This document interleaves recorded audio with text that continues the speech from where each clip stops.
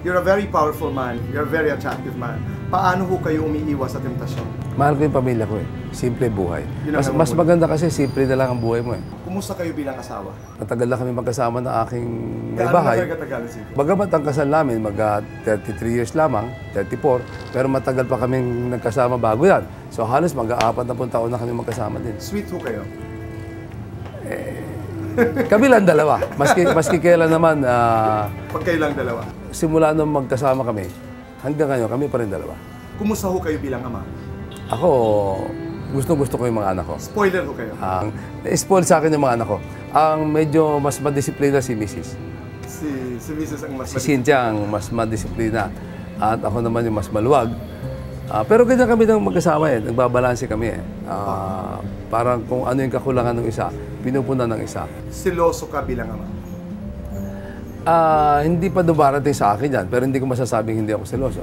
Pero hindi pa naman dumarating. Mahalaga din sa akin kasi maligaya sila eh. Right. So parang kung makikita mo naman na kung magsiselos ka naman, hindi sila magiging maligaya, hindi ko rin gusto yun. Handa ka na ba na sabihin sa'yo ni Camille isang araw, Dad, ako'y may napupusuan na?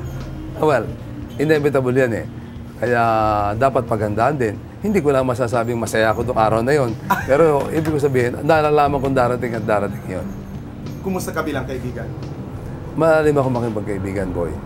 Ako naman, ang pagbabasihan ko dyan, yung mga kaibigan ko nung bata ako, maski rito sa Tondo, kaibigan ko pa din. Hanggang ngayon? Hanggang ngayon. Bakit napakahalaga ng mga alaala mo sa bahay na ito? Noong una, para sa mga anak ko. Nakikita Bakit ko. ho? Anong nais mong sabihin sa inyong mga anak alam mo kasi, sa pamamaraan ng bahay na ito? Alam mo, boy, yung mga anak ko kasi, kahit paano, inaipundar na tayo nung sila ipanganak. So, hindi nila nakita yung buhay ko. Mahalaga rin yung mga leksyon eh. Kasi mapapamana mo sa anak mo, hindi lamang yung pera. Kung hindi, dapat maipamana mo rin yung mga leksyon mo sa buhay na sa iyong palagay, ipapakinabangan nila.